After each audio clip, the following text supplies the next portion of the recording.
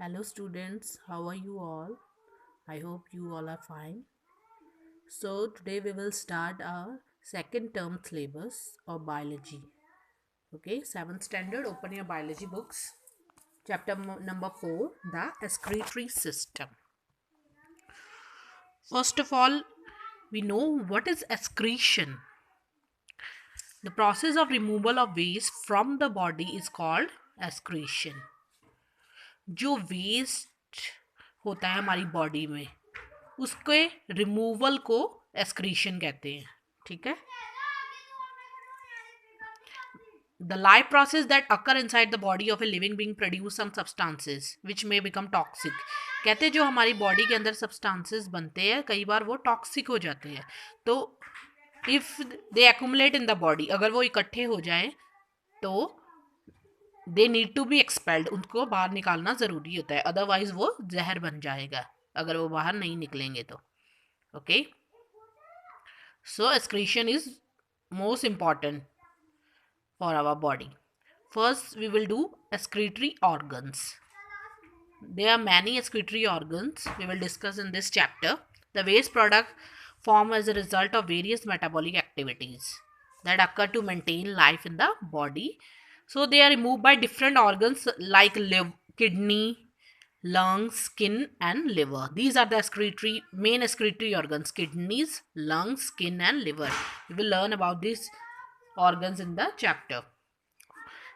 Excess water, salt, carbon dioxide and other substances are excreted as waste from the body.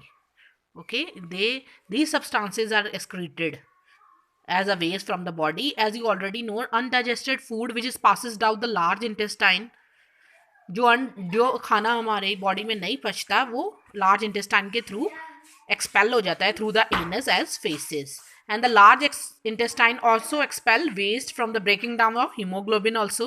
So this waste give faces to colour देते हैं उन faces को. ये जो waste होते हैं, जैसे वेस्ट होते हैं वैसे ही फेसेस का कलर आ जाता है. Okay, so then is kidneys. First is kidneys are the very important excretory organs and a part of renal system or urinary system.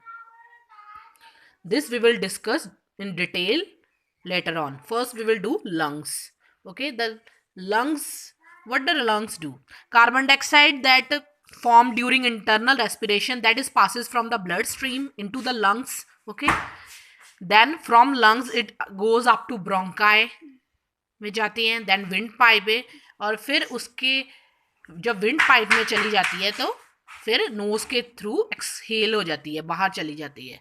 Carbon dioxide कैसे जाती है? They are form during internal respiration that passes from the blood to lungs, then lungs to bronchi, bronchi से windpipe में जाती है और फिर windpipe से नोज के थ्रू एक्सहेल बाहर निकल जाती है. Okay, then is skin. The body excrete salt and urea through the skin. ओके, हमारी बॉडी सॉल्ट और यूरिया निकालती है स्किन के through in the form of sweat. Sweat कहते हैं पसीने को. Urea is a waste produce as a result of breaking down of amino acid. जब अमाइनो एसिड टूटते हैं तो उसका जो वेस्ट होता है that is urea. Then means that urea produce when amino acid break down, urea produce. You have learned that amino acids are the end product of digestion of proteins. The body uses some of these amino acids. हमारी body कुछ amino acids use करती है नए proteins बनाने के लिए, but जब उसकी यूज नहीं होती तो वो यूरिया के थ्रू बाहर निकल जाता है. That is broke down into urea and they are excreted out. Then is sweat that is formed in the sweat glands. See, sweat जो होते हैं स्वेट ग्लैंड्स में फॉर्म होते हैं which lie under the topmost layer. जो हमारे skin की ऊपर वाली लेयर होती है जिसको एपिडर्मिस कहते हैं, वहाँ फॉर्म होते हैं. ओके, वहाँ लाई करते हैं. Waste products and water from the blood. जो वेस्ट प्रोडक्ट ऑफ वाटर होते हैं from the blood, they flow through the capillaries. वो कैपिलरीज के थ्रू फ्लो करते हैं in the skin and they pass through the wall of capillaries. और capillaries के walls के थ्रू पास करते हैं इनटू द sweat glands में. Then sweat glands have ducts that end in pore. Sweat glands के ऊपर duct होते हैं जो end कहाँ पे करते हैं? pores में. See, like this.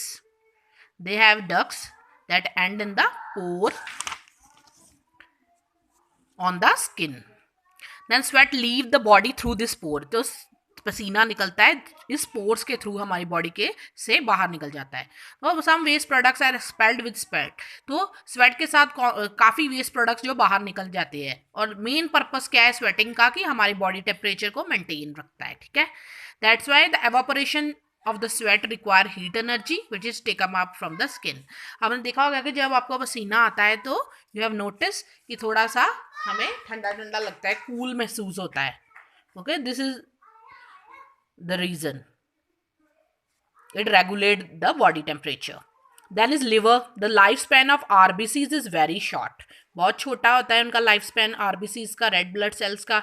Dead RBCs are broken down in the liver, जो डेड हो जाते हैं आरबीसीज वो लिवर में जाके टूट जाते हैं। एंड स्मॉल ऑर्गन स्प्लीन में, जो कि लेफ्ट साइड पे होता है स्टमक के।